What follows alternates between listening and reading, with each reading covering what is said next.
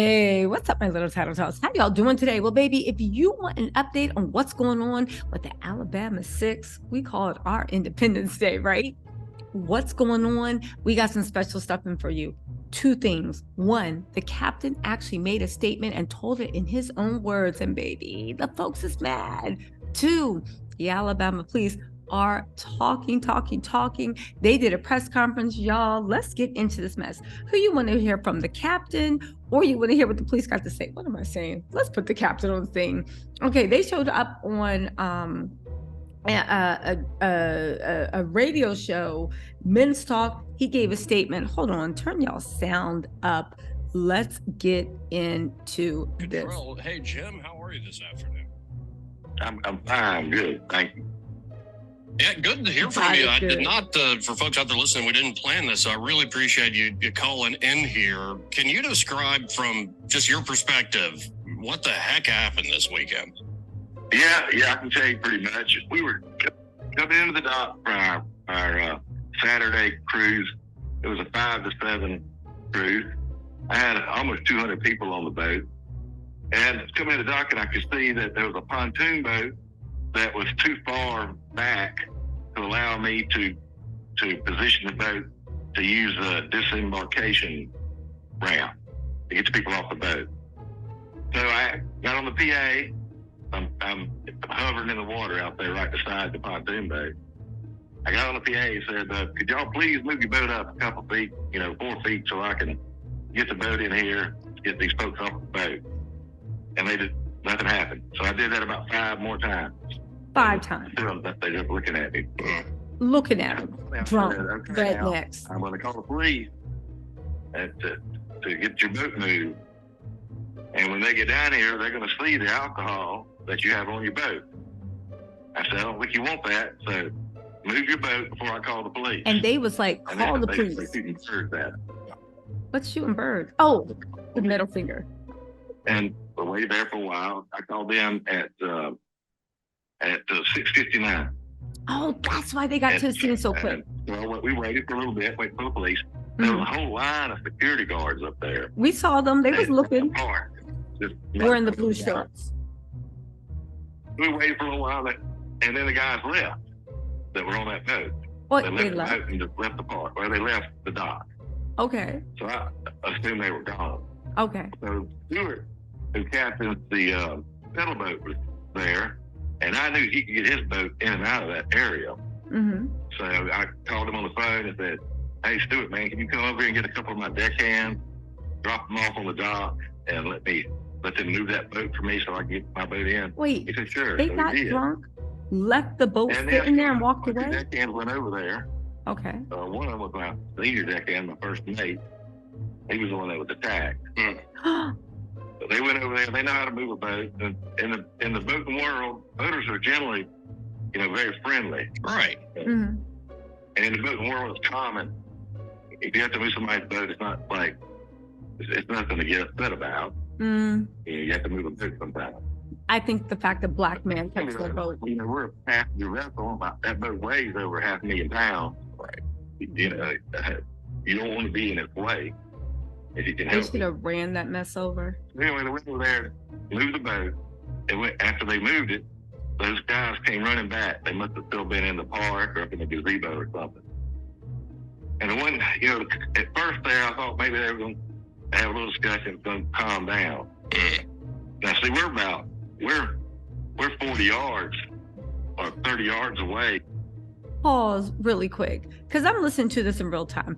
I have some questions. For one, why did all of Wakanda have to jump to that man's aid? Who you're listening to right now is the captain of the ship, the man that got stomped out before all of Wakanda jumped in to help him. Oh, so proud to be black that day, right? We literally, listen, the summer is ours. We got Juneteenth. We got August, was it the 5th or 6th? We just need some stuff to pop off in July, baby. We gonna have summer on lock. It's gonna be a black. Forget about Black History Month. It's gonna be a Black History year. But seriously, we need to start commemorating this. But let me just go back, because I'm listening to this real time. So y'all getting this when I get it. Okay.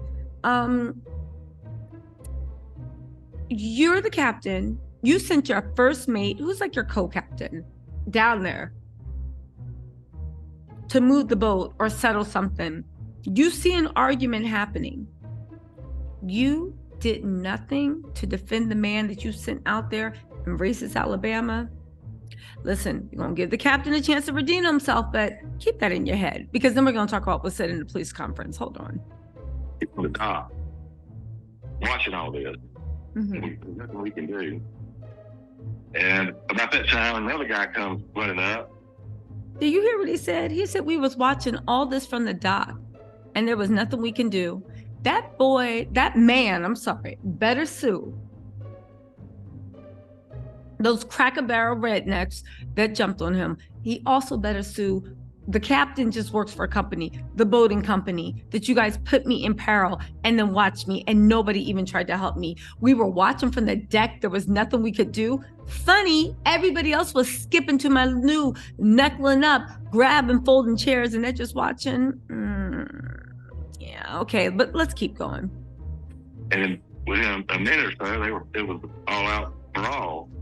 And then I saw some more guys coming. I said, oh, thank God, they're going to break it up. But instead of breaking it up, they jumped on him too.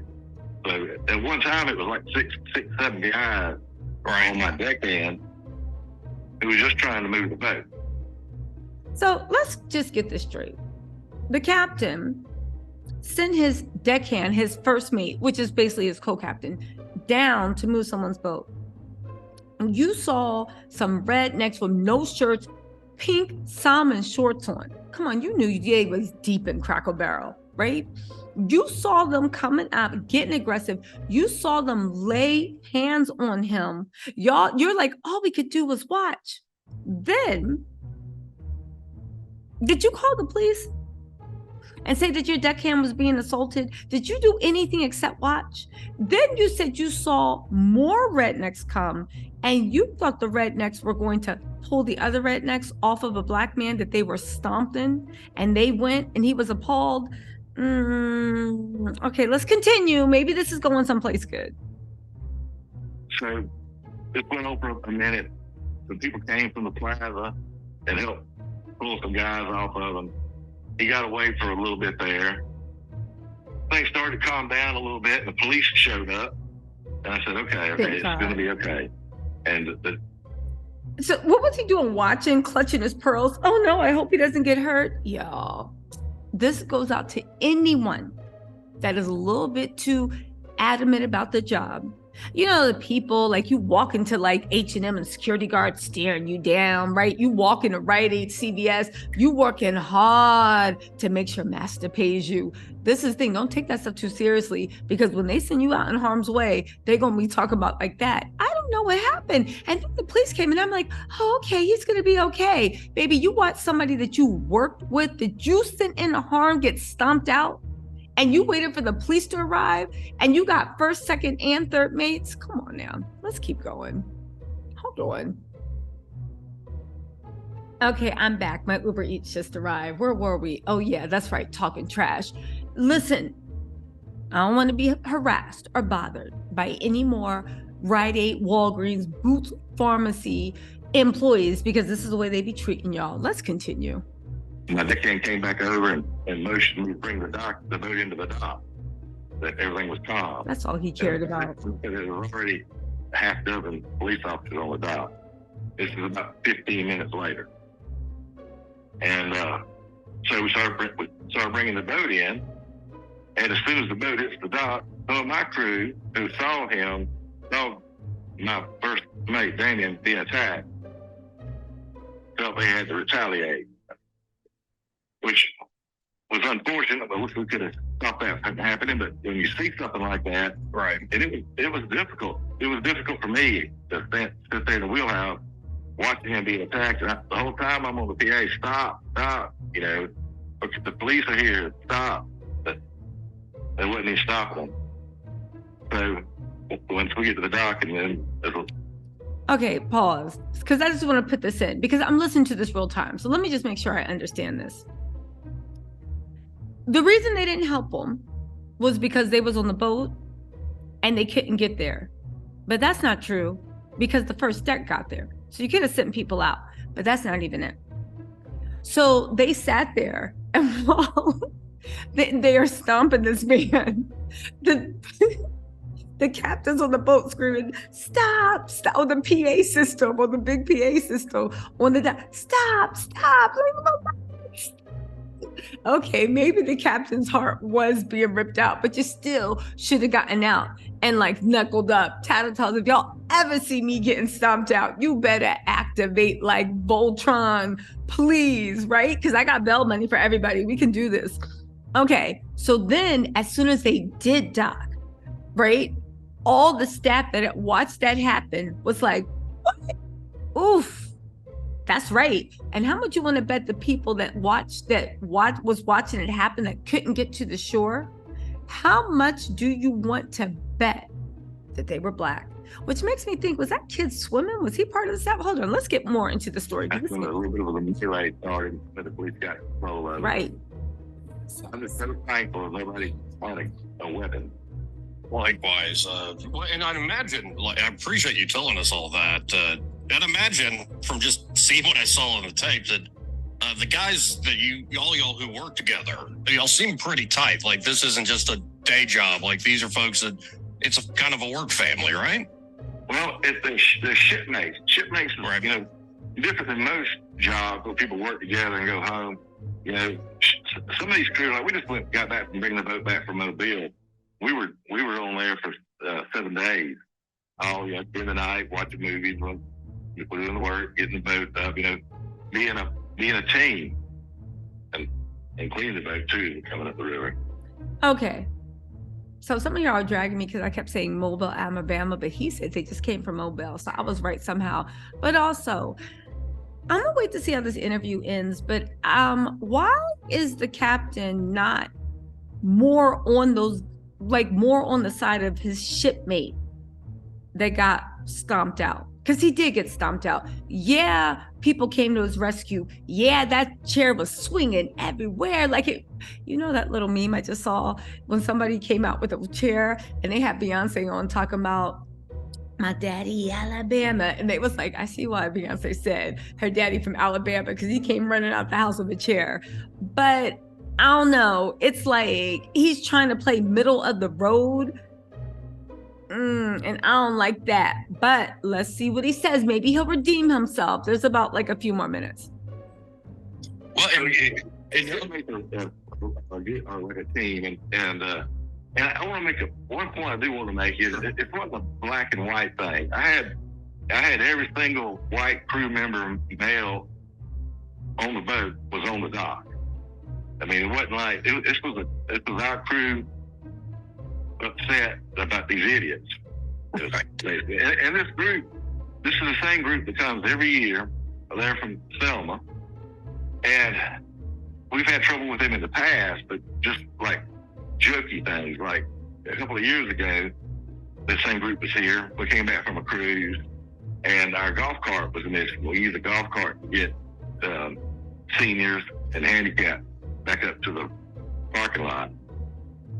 And so when it was missing, we finally found it in the Hampton Inn lobby. And we looked at the Hampton Inn video, found out who did it, and we had them come down, and we were going to press charges then, but the police, talked about it, saying it may not be so serious to press charges. So we let it slide. And they've done little prank stuff like that. I didn't think it was a big deal. When I saw that all those boats there, I knew exactly who it was. They come every year about the same time. Well, unfortunately, they're getting, they probably, from what I saw, the moment where you said it's your most senior, first mate, you're saying, who is the gentleman who's attacked initially, and they're ganging up on him. I'm like, okay, y'all just crossed a line there where you kind of got what's coming to you. I hear where you're kind of trying to keep everybody back, like the police are coming. Let's not make this worse than it should be. But I think folks are now doing some internet detective work, and they've already figured out exactly who these people are. Right. Okay, we know exactly who they are. We're pressing charges. I'm pressing charges, and the white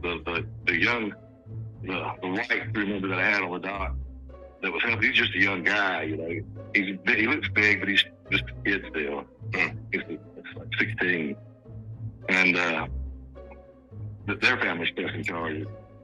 So, well, and we know exactly who it is, who did it. And this is after what? There was a huge journey y'all had to do after getting just updates and maintenance done. There was a big 22-day quest back up the river. So, you know, I know, you know, these journeys have been going on now since we've had it back since February. And I don't know. I just don't want this to put a bad taste into anybody's mouth. I've been on the Harriet 2 several times. It's an incredible thing y'all do. It's a great way to have fun and see that part of our city. And I just encourage folks, take out of this to go buy more tickets to the Harriet 2 would be my advice. That's the thing, man. You know, one of the most amazing, I used to run this boat, the Harriet. I ran it in Savannah, Georgia, 5 years as Savannah River Queen. And in Savannah, you know, we carried mostly tourists. Like 99% of it was tourists. Here, it's more local people riding. And we get, you'd be amazed, I want to call it the love boat sometimes, because people that come on there, we have different races come on there, and by the end of the cruise, you know, they're patting each other on the back, shaking hands, hugging each other, just by having a good time on the boat. And that's what we want to get back to. We just don't want the thing to get out of control of being a black and white thing. That's not the case at all. It was shipmates that were trying to take up for their hurt crew member. Amen. It was brutal. It was brutal to watch. Sure. You know, when you can't do anything about it when you're down out there in the water. Because, you know, we have one of the crew that swam over there. Yeah, I saw that. And he's just a young guy. Right. Captain of the Harriet. Okay, so this is what I mean. So that young boy that swam over there, like he was Aquaman, that was actually his co-worker, his crew member. They spent a lot of time. So he was basically watching his uncle or his big brother get hands laid on him and stopped. And he jumped in the water. Captain talking about it was brutal. There was nothing we could do. Funny how you said you had all these white crew members around, but only we saw the black ones on camera. Maybe there was a different angle. Also, you seem to feel more broken up over your dockman who was 16 years old that got involved in the melee and not the person who got jumped. And the captain is so quick to be like, it's not about race. Yes, this is what I mean. How can it not be about race? How can it not be about race? They didn't jump on that white crew member like that. Anyway, y'all, I'm glad we took up for each other because that's what they thought was going to happen. They thought that they were going to watch them get beat down. Then the police was going to come. Then they were going to get off on like a slap on the wrist, like it was a golfing cart incident. And then it would just move on. Listen, what y'all think about what the captain said? Because I have my thoughts and opinions, and I'll probably share them in a different interview, but I wanted to bring y'all what the captain said, and I want to know, what do y'all think about what the captain said? Because right now, yeah, the captain did the least. He would have just literally, like, I think he did the least. I'm glad everybody still stood up. I'm glad that Montgomery, Alabama, those Cracker Barrel individuals got what was coming to them and let them know next time you think that it's cool to touch anybody that look like my brother, sister, uncle, aunt, niece, nephew, or to touch anybody like that. Blood's gonna run through those streets and pour out into the harbor. Let that be a lesson. Don't let those Cracker Barrels pump you up. It ain't safe. It ain't safe. Y'all, let me know what y'all think in the comments, all right? There's a few more updates, but I'll get to that in another video, all right? Talk to y'all later. Bye. Oh yeah, yes, the FBI, they're looking at hate crime charges. I'll get to that in another video, okay? As a matter of fact, this video, subscribe. It'll be up tonight. Just check the channel again when you get a chance. All right, y'all. Talk to y'all later.